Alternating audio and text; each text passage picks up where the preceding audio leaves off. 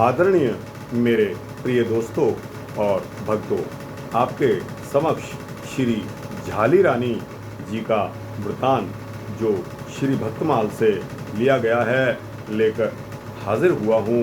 दोस्तों, यह वृतांत 4-5 मिनट में समाप्त होने वाला है, अतः आपसे विनती है कि बने रहिए इस वृतांत में मेरे साथ। और दोस्तों, बिना समय गंवाए आइए इस वृतांत को शुरू करते हैं। दोस्तों, श्री झाली रानी जी चित्तौड़गढ़ की रानी और श्री रदास जी की शिष्या थी। संतों में इनकी बहुत बड़ी निष्ठा थी। एक बार इनके संतों की एक जमात इनके घर पर आई। उस जमात में इनके एक गुरु भाई भी थे। इनके मन में दर्शनों की बड़ी ही अभिलाषा थी, परंतु राणा साहब ने दर्शनार्थ जाने की अनुमति तो दी नहीं। उल्टे द्वार द्वार पर पहरे लगा दिए कि रानी महल से बाहर निकलने न पाएं और कोई साधु महल के भीतर भी न जाने पाए। यदि कोई आता है या जाता है तो पहरेदारों को हिदायत थी कि उसको सूली पर चढ़ा दिया जाए। इस सख्त हुक्म से सभी पहरेदार अत्यंत चौकन्ने हो गए और पहरा दे रहे थे। इधर रानी के मन में दर्शन की अभिलाषा थी, अतः यह संतों के श्री चरण कमलों का स्मरण करती रही। स्मरण करते करते संतों के दर्शन के लिए प्रेमावेश में अकेली ही महल से निकल पड़ी। भगवत भक्ति की इच्छा एवं संतों की कृपा से कोई भी पहरेदार रानी को जाते हुए न देख सका। रानी ने बड़े सुख से संतों का दर्शन किया और खूब भोग भंडारा पूजा भेंट से संतों का सम्मान किया।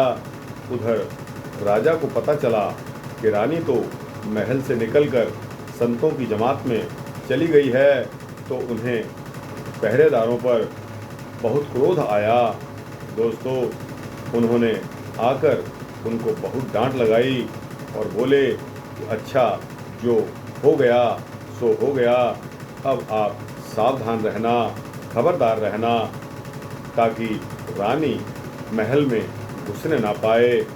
यदि अब की असावधानी हो गई तो किसी के भी प्राण नहीं बचेंगे।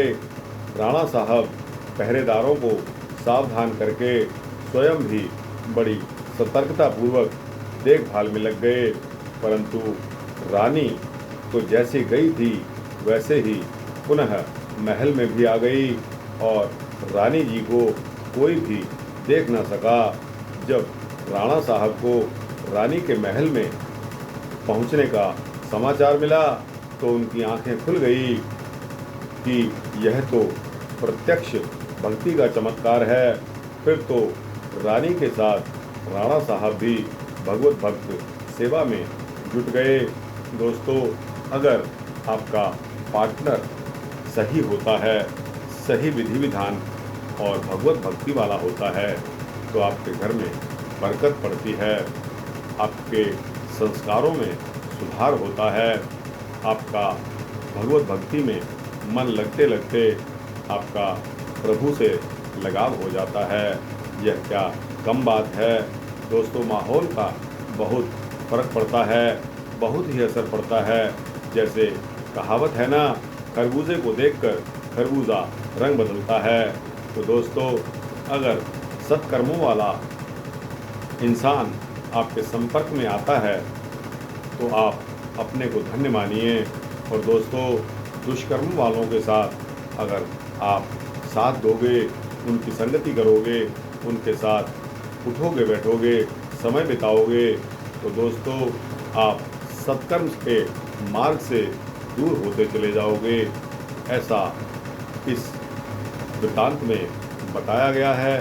दोस्तों, रानी को जब बाहर जाने का हुक्म नहीं था, ना ही अंदर आने का हुक्म था, तो दोस्तों यह कैसे संभव हो सका?